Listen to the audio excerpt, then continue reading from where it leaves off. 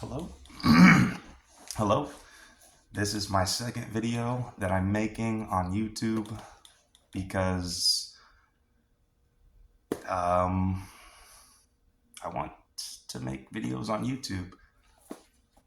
I've made a list of what I'm going to talk about. The main reason here why I'm making videos is to really hold myself accountable to the things I say and the things I do throughout my life, kind of share with people, whoever cares about my life lessons and the things I've learned. So another reason I would like to make these videos is to talk about positivity. The first video I made was made earlier today, this morning, during a very, let's say, well, you saw the video if you saw it.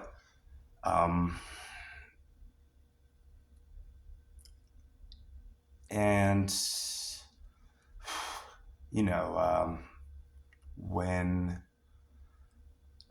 your life is on the line and you're able to talk about the instance or think about that instance and think about how you move forward from that instance, it's really shaped me into the man I am right now. So as far as the first video not being that positive, there is a lot of positive things that came from that experience. The day before Father's Day, whether it was triggered by Father's Day itself, I lost my father when I was younger. I don't know, but that's that. Now, let's say my name. My name is Aaron Gilbert. I was born on March 30th, 1995. I'm 28 years old, and I work at a bookstore. I like reading books. Yes, I like reading books. A short background about what's going on in my life right now. During that bad time I had on Saturday night, I relapsed. I am a drug addict. Crystal meth, that is the drug of choice. Weed, also drug of choice. However, as of now, I am sober, which is a happy thing to say because I smoked weed since I was about 14 years old. First time I smoked weed was in high school. I was a freaking freshman in high school, and I smoked weed before school. It was awesome, and I've been smoking weed ever since. I'm 28. That's 14 years I've been smoking weed. It's going to do a lot to a person's health. It's going to do a lot to a person's ideas and all that. So, I made it a thing on June 1st to stop smoking weed. I did smoke a little weed on Monday after my incident, just to kind of get the edge off. However, that did not help whatsoever. I actually got very paranoid, and I can gladly say right now, as of today again, no more weed. And obviously no more meth, because I would like to live my life as a sober kind of guy.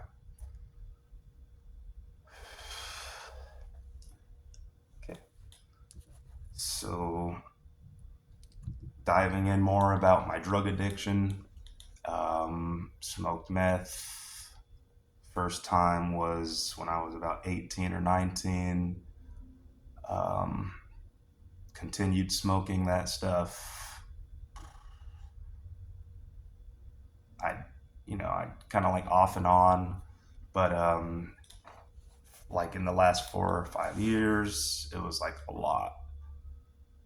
Um, in 2021, February 22nd, I did get sober that day, and I kept that up for about a year and a half until February,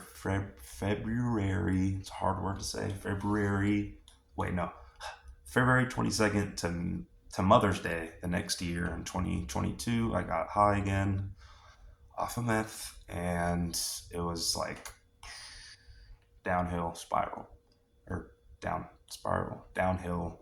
I was going down, and the only person I hurt was myself. Well, I can't say that. One thing I am working on is being impeccable with my speech. It's the first agreement in the book, the 4 agreements. Books is another thing I'm going to talk about. I work at a bookstore, so be ready for me to talk about books. So being impeccable with my speech is something I am working on, and like I said, these videos are to hold myself accountable. So, yeah. So let's go again. Downward spiral on drugs again. Blah blah blah. It wasn't until recently I've had like realizations. It's like, as I said in my first video, I'm not like a religious kind of guy, but I am spiritual. And in the Bible, I believe it's like the truth will set you free. The word is very important, and there's a lot of negative things that came with the drugs.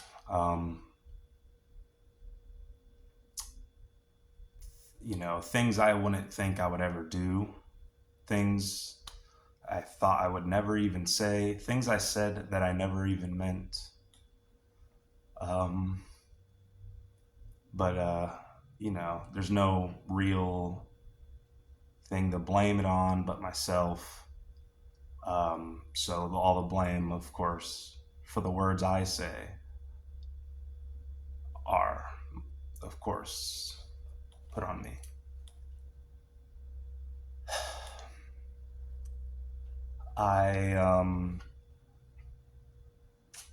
Let me think. I'm currently, working at the bookstore. As far as self-help goes, I thought work was like the thing to do. I had 2 jobs last week, but after that incident you saw on the first video, I quit my second part-time job, and so I can, join drug classes, get some therapy, get some real help, because I feel like sometimes, we could do all these things, get jobs, we could freaking work out, we could bust our ass doing a whole bunch of different things that we think helps ourselves, when really it's professional help is always key for like a person who needs it, like a drug addict. And so therefore, I don't know if I'm working tonight. I put in my 2 weeks at the other job, so I don't know if I'm working tonight there. I do believe I'm gonna call off. It's being impeccable with my word right now. I'm gonna call off and definitely get on a online like NA class. I've never participated in an NA class. I've never had any, asked for help. I never went out and actually, did anything about my drug addiction. When I got sober, February 22nd, 2001, no follow up. I got some therapy, which was very, very helpful. My therapist's name was Marcella, shouts out. But I kind of fell off of that when I say I got sober on that day of February 2021. I got sober from the meth, amphetamines. However, um, I did not get sober from marijuana. And I do know that is what kind of, you know, took me back down was that weed. Weed, I live in California, Bay Area. Freaking weed is legal. You can get it from the shops, the stores. But it's like, it's kind of good, I guess. It could help you in a lot of ways. There's studies that I haven't studied myself. However, I believe there's studies that say weed is good for you in a lot of ways, but that works for some people, different strokes, different folks. Doesn't work for me. So, as of right now, I'm speaking as a sober gopher, sober person.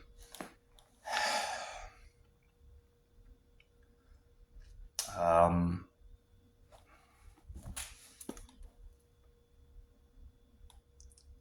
a little bit more about the drug addiction. Um, no, I think I talked about enough about that drug addiction. To talk about going forward, moving forward from that drug addiction, um, redemption. I've done some cruddy crud, some crappy crap stuff on drugs that I regret with all my heart. Um, when I said earlier I only hurt myself, that's not true. When a person's on drugs, you hurt the people who love you most. I live with my mom. Right through the door over there is my mom. She's obviously not there, but I live with my mom, and I'm directly talking. I'm hurting her. I hurt her the most.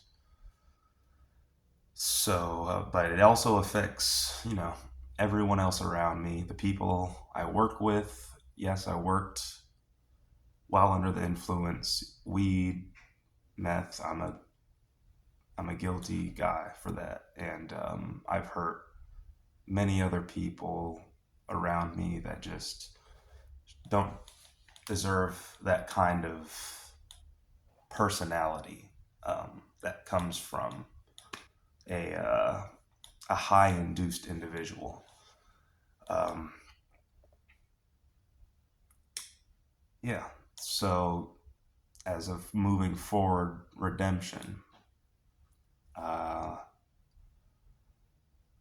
there's archetypal character in movies that we watch. That archetypal character is the Redeemer.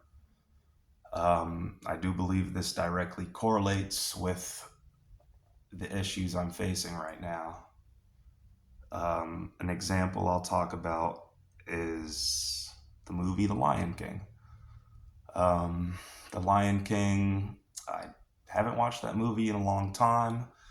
However, I actually got this information or this idea from a guy named Jordan B. Peterson.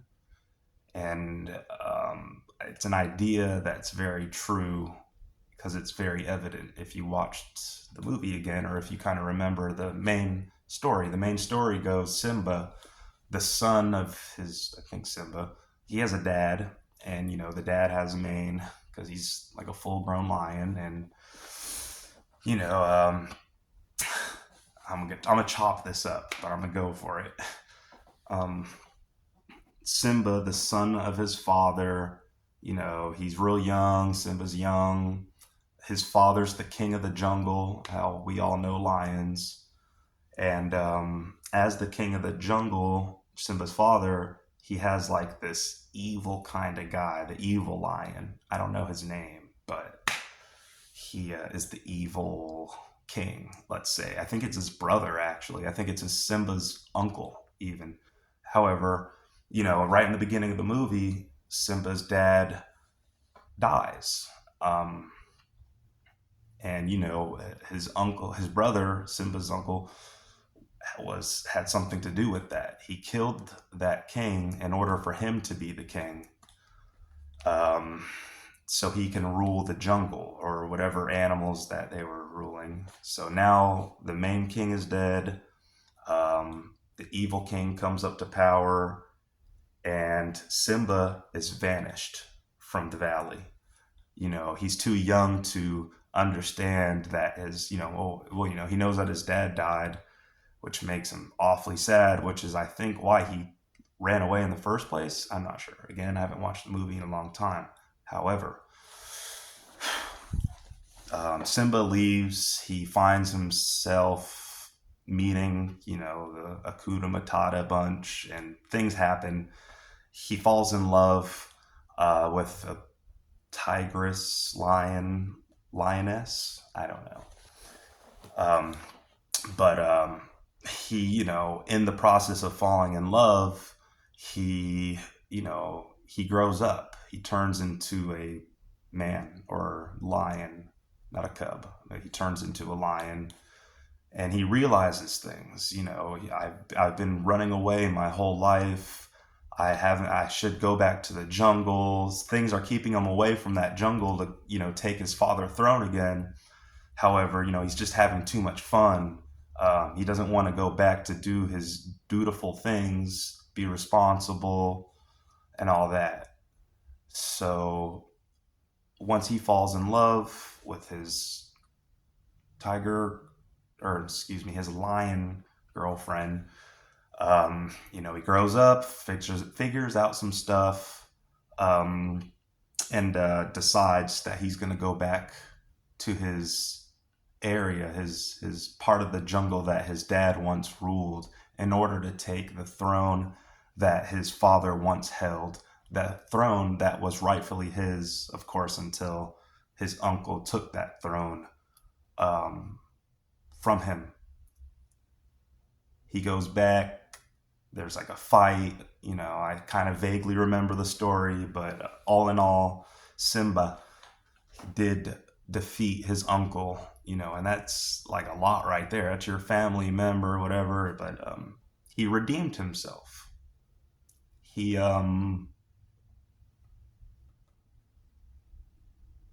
realized his wrongs, and made those wrongs right. And that's where I'm kind of at as far as, like, the drug use and running away and stuff. I don't think Simba was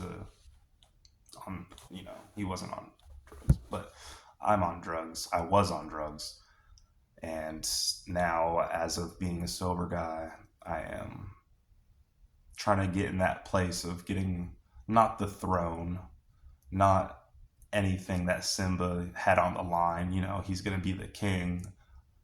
Me, I just want to be, I just want to redeem myself as far as gaining that throne of being a good son, that throne of being a good coworker, that throne that also holds many different, things that can be good as far as in relation to other people. So that's where I'm at as far as redemption goes. And holding myself accountable again is my word. Back to books, because I love books. For agreements, the word's very important. I wish I remembered all four of the agreements. But that's for like another video. And to wrap up this video, to wrap up this second video, I'm going to talk about a main reasoning behind my first video. Like I said, I don't have to say it again, but I'm a spiritual kind of guy. And as far as my spiritual ideas go, I do believe 100%. I need to get that on my vocabulary. I do believe. I believe that things happen for a reason.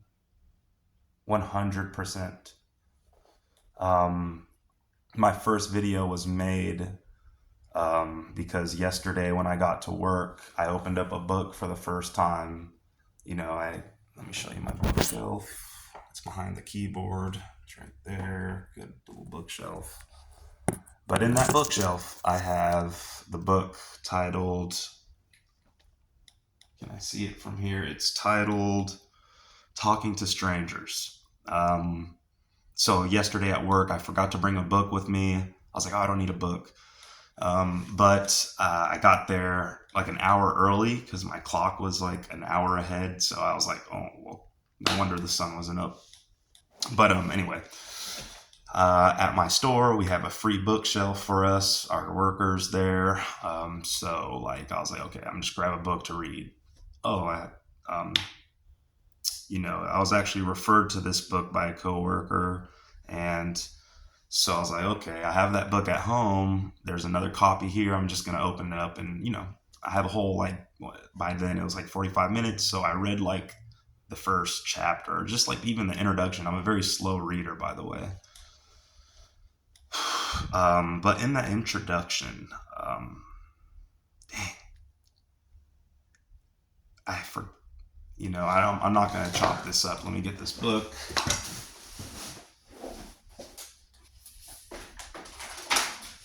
Talking to Strangers by Malcolm Gladwell. Here's the cover.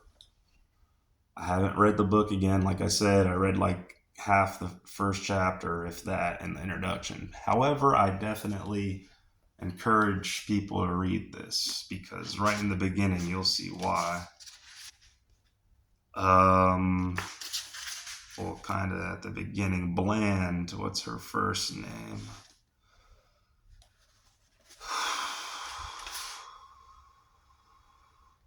A young African woman named Sandra Bland. It's a name I'm sure a lot of people already heard. And it's a very sad story. Um, but Sandra, she was a positive kind of girl. She was 28, just like me. How I'm 28 right now. And as I read this book, it like really spoke out to me. And as I said, I believe things do happen for a reason. And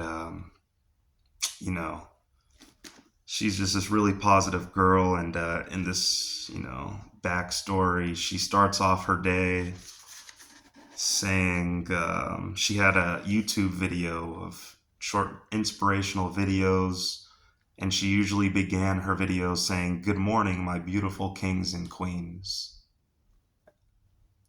And it's like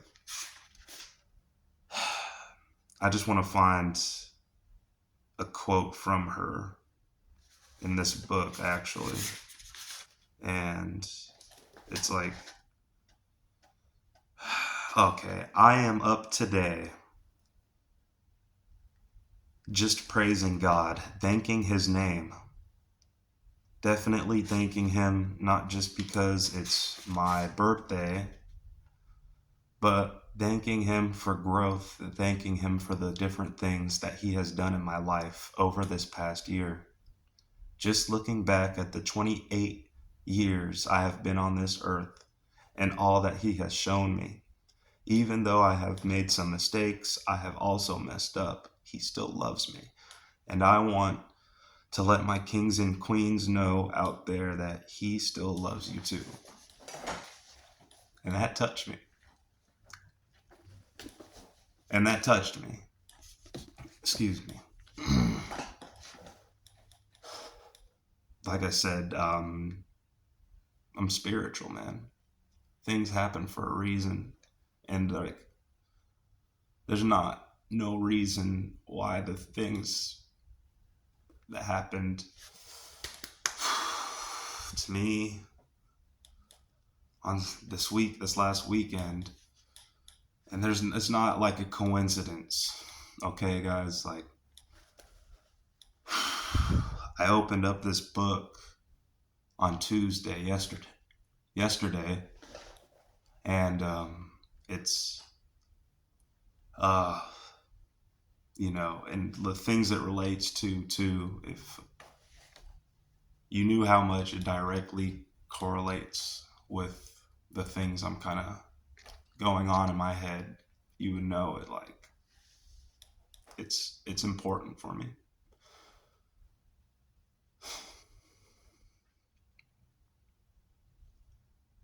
I'm again making